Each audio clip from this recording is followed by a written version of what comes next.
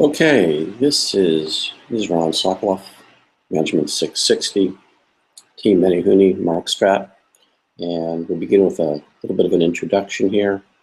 The Menehune is a Hawaiian myth of a small, of an ancient group of very small people of supernatural skill and strength. It's quite a well-known legend within Hawaii and is used for marketing in many ways. And here we can see they use it marketing for coffee, water, and signs for the Menehune can be found everywhere in Hawaii. Team Menehune's overall performance for this year was fairly poor. And you can see on the first slide over here on the left that total market share started off at about 20% and wound its way through and ended up being less than 10% with a fairly dismal share price index. The total retail sales for Menehune were fairly poor, never quite reaching 400,000 units in any period, and the associated return on investment started off reasonably well and diminished terribly, becoming negative in periods 4 and 5 before making a fairly modest recovery by the end of the simulation. Overall brand performance was atrocious. We can see here that of the top 5 brands for percent unit sale, total unit sale, actually number of units sold, and revenue, that in not one of these graphs did any brand from company Menehune appear. We were number 6 of 6, and if you can't set a good example, I think if I can't be number 1, then by golly, I'm going to be number 6. Brand performance. So we started off with 2 major brands, Most and Move, and the plan, as will be discussed in more detail later, was to follow these through and maintain them, so we'd maintain brand awareness and update them with some R&D in the future. Did not work out as planned for a number of reasons, and while we did have a number of nice ups, we had more downs than ups, and a few of these little rebounds, as can be seen in percentage of units and total unit sales, and actually even a little bit in revenue, are unfortunately related more to realigning with different market segments than with any actual original strategy that we followed. The last item, mode, was brought on at the end as I had a different perspective on Mark Strat's strategy, and while it did show some potential, it arrived far too late to have any significant impact on the outcome of this simulation. So our segment performance for the company, again, company M being in the magenta line, segment performance was targeted at savers and shoppers and started out very well. We were with savers at 60%, and that crashed horribly, ending in the 20% level. Shoppers, we were at 20%, anticipated doing much better than that, and crashed terribly, did some realignment, and came up a little bit, but in the end, a very poor performance. Surprisingly, not having targeted explorers at all, Company M ended up doing remarkably well and ended the simulation as the #1 performer in this fairly small and, from a marketing perspective, relatively insignificant segment. Performance by brand, and the colors have changed here. We can see brand mold being in the top 5 and ended up right here, 20% of savers for brand mold. So again, we started well, but too late to make much of a difference. For shoppers, brand move is in the blue. We started off going in the right direction, but crashed very badly, being thoroughly outperformed by roll and solo. And for explorers, again, the area which we were not putting any effort into, just absolutely dominated that region, or I should say that segment. So what was I thinking?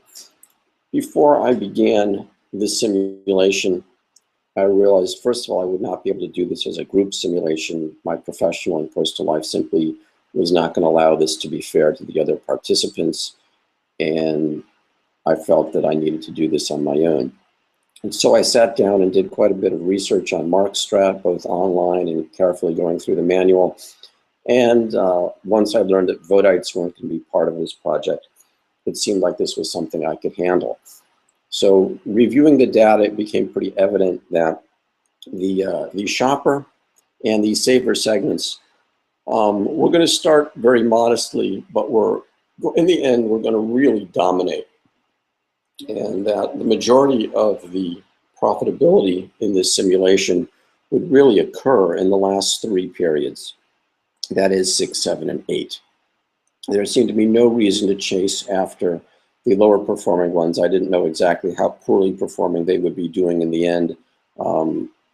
But basically what data I could see indicated this was not the segment to be chasing despite the relatively high margins that could be achieved with these population segments, these marketing segments.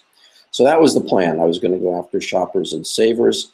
And when I looked at the initial evaluation of the simulation before the actual simulation began, I was very pleased to see that the default most and move products that I was given appear to be very well positioned to initially attract shoppers and savers. And I was going to work this off as a smartphone analogy. The Sonite seemed to be a very good smartphone analogy, and I had very high hopes for this project. And as you can see here, the actual percentage of cumulative sales, or the number of cumulative sales for savers and shoppers, my main targets was really not terribly impressive for my hopes. So what was my marketing strategy? Well, the initial marketing strategy was that I was going to aggressively pursue shoppers and savers with an advertising campaign and commercial team, and also since these were very price sensitive groups, I was going to go after them with low price. And you can see here that cumulative commercial expenditures and cumulative advertising expenditures, I certainly followed my plan, and no expense was spared in going after these regions. Then the plan was we were going to get there first with the most. I was going to R&D new most and moves with attributes significantly better than segment ideal values, and ultimately with better prices than their ideal values. An important decision was made that we would not be introducing new brands.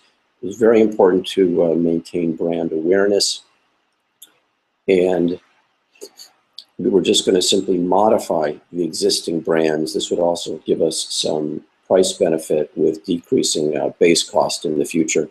And we had very high R&D expenditures in periods 2 and 3, and that was felt that all that was going to be necessary, but we did need to bring in mode at the last minute, very much unplanned and undesired expense. Cumulative R&D, the plan, there was no real concern about doing this at the beginning. The plan was to have Sonite brands that really surpassed segment ideal values at good prices, and the plan was that this would be very effective strategy in the long run. We're going to exploit manufacturing experience to decrease base prices and maintain very low retail prices. Going through the manual, I found this excellent curve regarding current experience and new experience curves, and realized that once I got out to about 400,000 units, I would be able to modify the brand to take advantage, to rebuild it at a lower base price. And I felt I could keep moving my my curve down low and really attract a customer base with excellent prices. And so while I was able to keep my prices down, this was really viewed with suspicion in the simulation, and the results were poor. So the outcome, lessons learned, this was a disaster. We maintained existing brand names and revised the versions. The thought of revising with attributes significantly above segment ideal values at prices below segment ideal values was clearly treated with suspicion in the simulation, and market shares just crashed. The thought process was, I'm going to maintain my existing brand names. I don't want to be the next Lenovo where I have to put a lot of effort into developing a known brand. I'm going to be more like an Apple and a Samsung with my move and most, where I have brands that are well established and I am merely modifying their attributes and prices. So certainly I've raised this question before of the extent to which this suspicious algorithm in the simulation is, how accurate is this really for this situation? But in my situation, this is a bit of sour grapes, and so there's no point in pursuing this. Ultimately, it was necessary to realign move and most to the market segments they most closely resembled rather than those they surpassed. And this was very much not desired from the beginning, but it was evident that there was really no choice but to do this. It also became necessary to R&D very urgently a new product mode with attributes appropriate for the least well-addressed segment, which was savers. And once mode came onto the market, most then had to be realigned yet again to target professionals. There was no real motivation to do that, but there was enough most in inventory that even without advertising, its low initial base cost made it worthwhile doing this. Again, the total volume of professionals was not enough to make this an area of great marketing interest to my company. Also, set prices no more than 2 to 3% below ideal values. Again, not an initial strategic plan, but something that became evident with time. So, segmentation and targeting, I was very pleased with my pre-simulation research and analysis. The shopper and saver segments changed as I had anticipated. The growth was what I expected. I was focused on the large segments and really felt that this went exactly as I had planned. The product, this was very frustrating. I had deliberately made the decision not to introduce new brands. I wanted to maintain my brand awareness. I wanted to maintain segment comfort with my brands. I was targeting a product to current ideal values, or I could target a product to current ideal values and see the changes anticipated in a few periods. That was clear cut. The plan was to really exceed these values, and that was very counterproductive.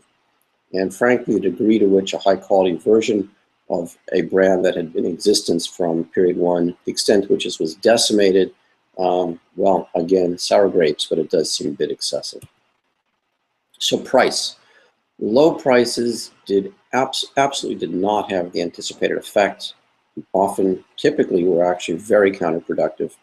The ideal price, slightly below the ideal price, slightly at the ideal price, even being above the ideal price seemed to be much more effective than being 10, 20% below the ideal price. Anyway, place and promotion. Fairly straightforward to establish percent distribution of advertising commercial teams based upon targeted markets and purchasing habits. This was not a particularly challenging part of the simulation. Total dollar amounts in these two regions typically have an upper plateau. I certainly outdid everybody else with advertising. It didn't really accomplish much for me because I was so far off target with the products that I was pushing. Introducing new products, switching market segments, it was the one thing I did not want to get involved in. It was the one area I wished to avoid. I ended up doing it multiple times. It was not productive. In summary, I had a chance to be CMO of this company for parts of March and April, and it's pretty clear that I probably should have been relieved earlier from my duties in this position and let somebody else take over. I've had my days to deliver results, and I think it is definitely time for a change. That is all. I hope you enjoyed this presentation. Thank you.